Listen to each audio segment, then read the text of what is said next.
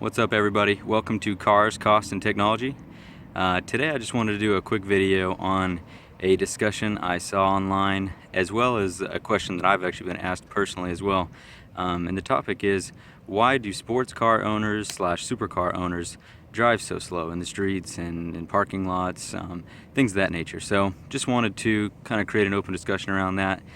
Go over some of my reasons for the way that I drive my vehicles, and also, ask you guys to respond in the comments on your thoughts and how you feel about the topic. So first and foremost for me, and this topic is actually in my 5 reasons why I hate my C6 Corvette video, but it's just ground clearance. When you drive a sports car or supercar, anything that's meant for high performance on a track, it's going to have a low ride height and very little ground clearance, which translates to some uncomfortable maneuvers on actual real roads.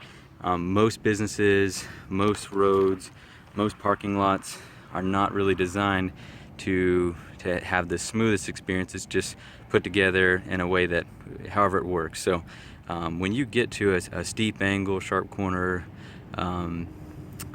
unexpected curves, things like that, speed bumps, you're bound to scrub your front end in a very low sports car. I do drive my car very conservatively. I have scrubbed many times, unfortunately, even as careful as I am. So I think people who do not have a sports car or anything with low ground clearance need to understand that taking those sharp turns, going over the weird hills that come together in odd ways, things like that, where a sports car owner might slow down and it seems to be annoying, it's just to protect their vehicle. You can't hit those at the same speed that a standard truck, SUV, or family sedan would without scrubbing and doing some damage to your front end. So another huge factor for me is just unwanted attention. If you're driving in a gray Prius or minivan, chances are you can be going over the speed limit. Nobody's really going to pay much attention. Police officers are not going to notice you, or you're not going to stand out from the rest of the crowd. Where in a bright red sports car, bright yellow, a lot of these sports cars, supercars, they come in cool exotic colors that stand out and look great, but again, catch attention. You don't want speeding tickets. It can cost you a lot of money in your insurance, as well as the ticket themselves, losing your license, things like that. So speeding or driving recklessly in a sports car, although it seems like the natural fit, the thing to do, it's just not worth it. It costs way more in the long run. A few other things that come to mind are the upkeep costs of a sports car. You don't really realize, but the tires are roughly double to triple, maybe even quadruple the cost of a standard car. Brakes are more expensive. Fuel consumption is higher. Higher grade fuel. So everything is just more expensive. The more you wear out, the more you use. It just costs much more. It's a higher scale than your average vehicle. So I think most people sort of forget about that, and they don't really understand why somebody might want to drive the vehicle carefully, preserve the tires, preserve the brakes, not put such a huge toll on the engine, not use so much gas, things like that.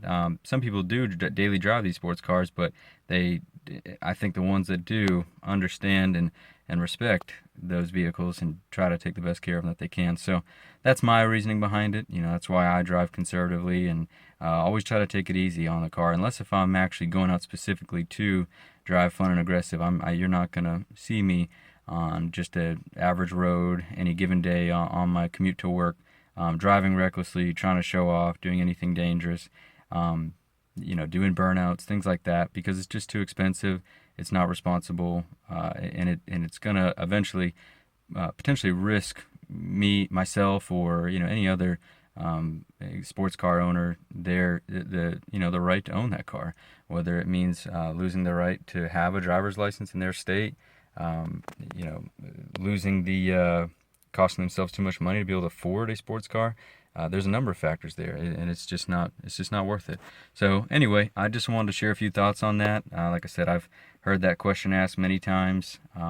I personally have been asked that, and I think that it deserves some answers. I think there's obviously a good logic behind the question. It makes sense. It is ironic, but at the same time, you got to understand some of those factors there that contribute to the way that it is. So feel free to comment below what your thoughts are. Do you own a sports car, supercar? Do you drive it aggressively? Do you drive it conservatively? You know, what's your approach? How do you feel about it? Or do you drive a regular car, like I mentioned before, an SUV, a truck, just standard sedan? And does it bother you when you see sports car, supercar owners driving slow or conservatively in your roads and neighborhood? So just let me know, guys. But thanks for watching. If you're coming in for the first time, please check out my other videos and like and subscribe. Have a great day.